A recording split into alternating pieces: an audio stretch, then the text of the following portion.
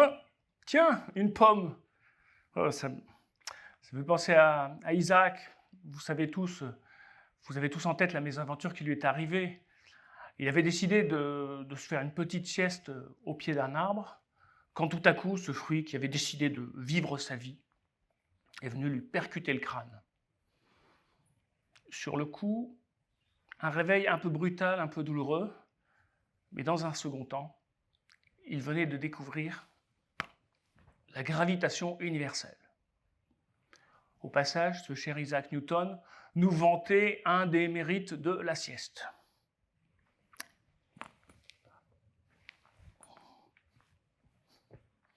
Mais pour revenir à la découverte de la gravitation universelle, ce type de découverte un peu inattendue est attribué à un phénomène qui s'appelle la sérendipité. Cette sérendipité s'applique aussi si c'est une invention liée à une erreur ou à un échec, ou encore quand c'est le résultat ou le fruit de travaux sur un tout autre sujet. La pénicilline, le post-it, le micro-ondes, le Viagra, dans l'histoire de l'humanité, des centaines, des milliers d'inventions sont attribuées à la sérendipité. La sérendipité est présente dans nos quotidiens à tous, on en a déjà tous profité, même si vous n'en êtes pas conscient. C'est ce que j'ai envie de vous partager aujourd'hui. Au fait, je ne me suis pas présenté. Je m'appelle François Hoth. Hoth avec un H, comme heureux d'être avec vous. Hoth avec 3 lettres. 3 lettres un peu comme les 3 étages de la Tour Eiffel. Mais c'est aussi les 3 envies que j'ai de très longue date. Ma première, c'était jouer d'un instrument de musique. La deuxième, d'être président de la République. Et la troisième, de faire un TEDx. Alors, pour ce qui est de l'instrument de musique, on est entre nous, je dois admettre que ça va faire bientôt 50 ans que j'hésite entre le piano et la guitare électrique. Pour ce qui est de la présidence de la République, il y a un autre François H qui m'a devancé, mais on en reparlera tout à l'heure. Et puis, le TEDx. Une ambition, non, plutôt un rêve inaccessible. Et pourtant, j'ai quand même l'impression qu'il est en train de se concrétiser. Et tout cela grâce à la sérendipité.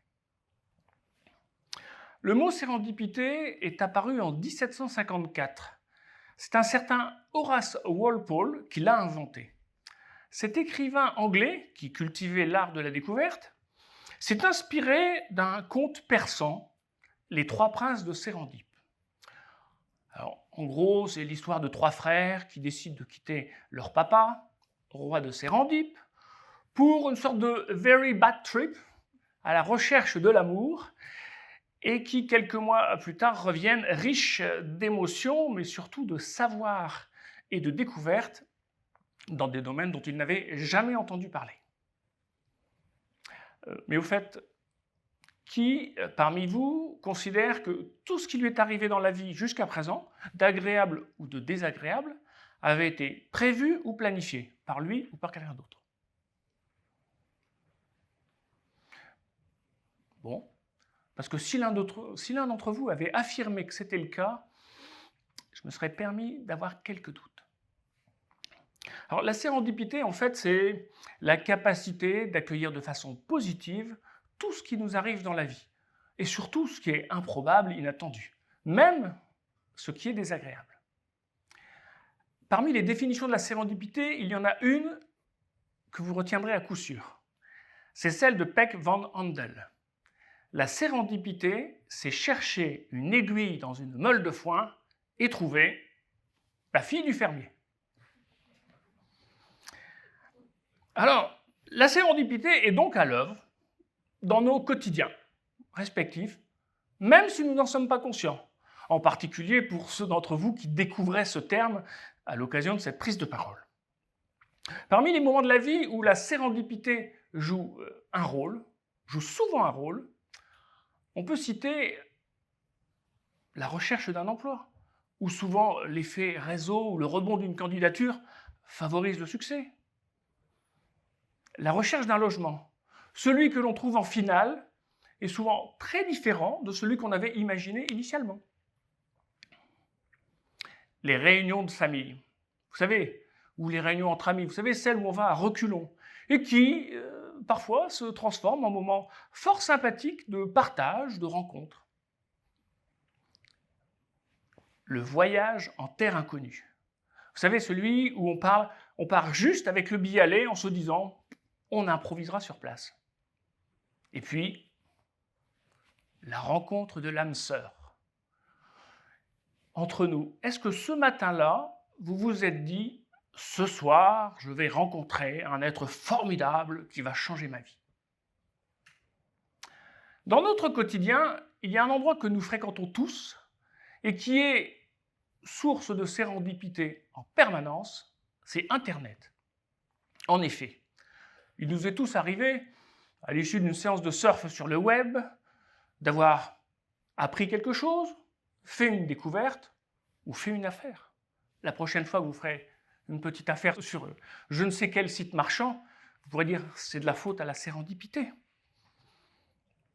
Mais déclencher la sérendipité, en fait, c'est mission impossible. Mais rassurez-vous, il y a moyen de se débrouiller pour la favoriser. Pour vous le prouver, je vais vous partager 2 histoires personnelles. Tout d'abord, la rencontre avec Eva. Eva est une étudiante de Schema que nous avons eu la chance d'accueillir comme alternante à la direction innovation l'an dernier.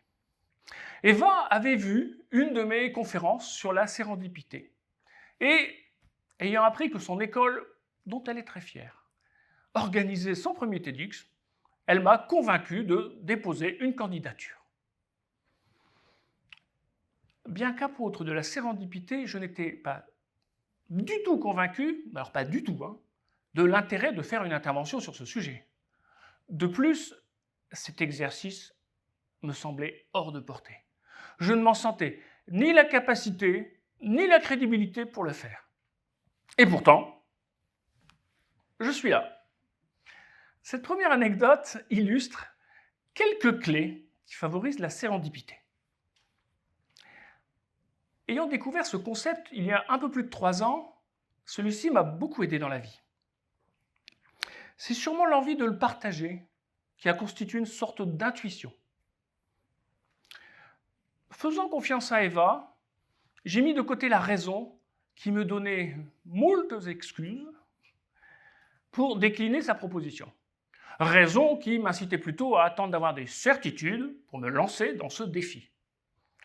J'ai donc pris le risque de m'aventurer en terre inconnue en saisissant une opportunité improbable.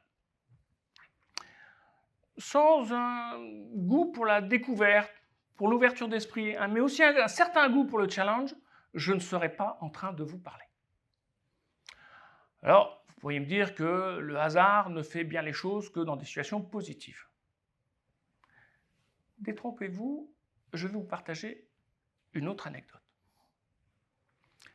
Avril 1989, mon père est victime d'un infarctus. Partir à 56 ans, c'est un peu tôt.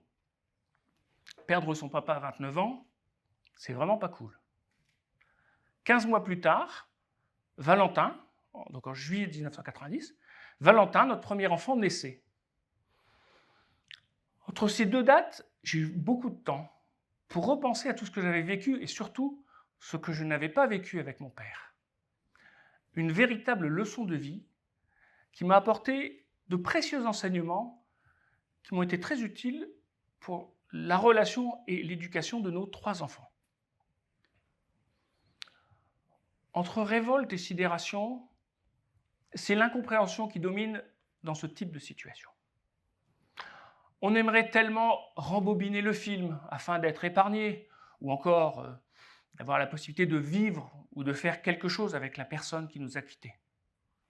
Et pourtant, la seule attitude recommandée, c'est d'accepter ce qui nous arrive. Cela permet de vivre à fond l'instant présent avec les personnes qui nous entourent. Et pourquoi pas attendre de bonnes surprises. Chaque fois que dans la vie nous sommes confrontés à des situations désagréables, se rappeler la maxime qui sait, c'est peut-être bon à quelque chose. Face à des difficultés, des épreuves, des contrariétés, se dire que toute chose travaille pour notre bien est une source de bienfait, peut-être de réconfort, sûrement. En substance, pour la sérendipité, ce qu'il faut retenir, c'est de se dire qu'il faut accepter de ne pas tout maîtriser et surtout lâcher prise. J'ai lu récemment que suite aux attentats du 11 septembre, une entreprise qui avait ses bureaux dans le World Trade Center avait fait une enquête auprès de ses salariés survivants. Il s'agissait pour elle de savoir pourquoi ils n'étaient pas à leur poste à 8h42 au moment où les avions ont percuté les tours jumelles. Écoutez, il y a un chef de service qui est arrivé très en retard parce que ce matin-là, c'était le premier jour à l'école maternelle de son fils. Un comptable, alors qu'il s'apprêtait à partir, a dû se changer complètement parce qu'il venait de se renverser un grand bol de café sur lui. Un trader n'est pas arrivé parce qu'il était à la maternité, parce que dans la nuit, il avait dû accompagner son épouse qui avait décidé, je ne sais pas, mais qui accouchait avec plusieurs jours d'avance. Incroyable, non? Cet informaticien, lui, a attendu très longtemps le taxi qu'il avait réservé la veille sur son application parce que l'application avait bugué. Mais l'histoire la plus incroyable, c'est l'histoire de ce futur employé qui, ce matin-là, pour se rendre à son entretien d'embauche, s'était équipé de chaussures neuves. Et il a dû faire escale dans une pharmacie pour traiter l'ampoule qui risquait de lui gâcher sa journée.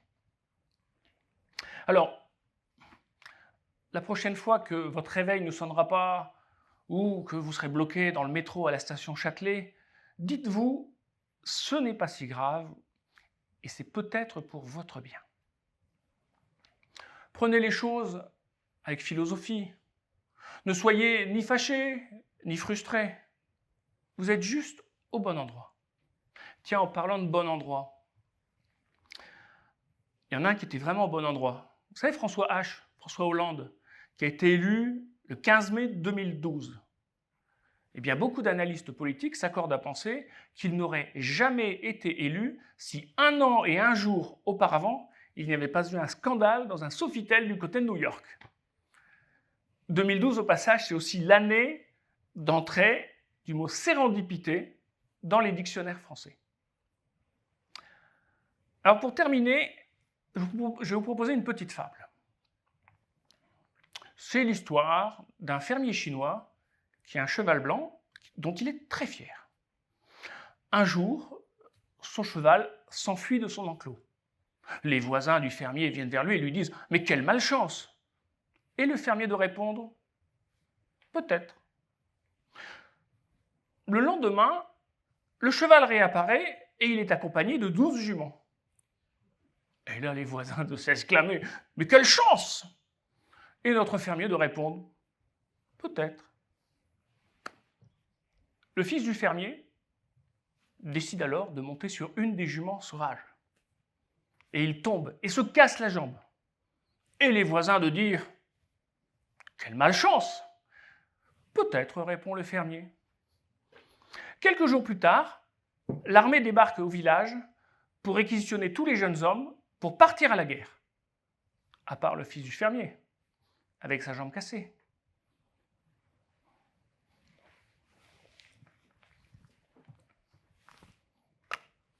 Merci.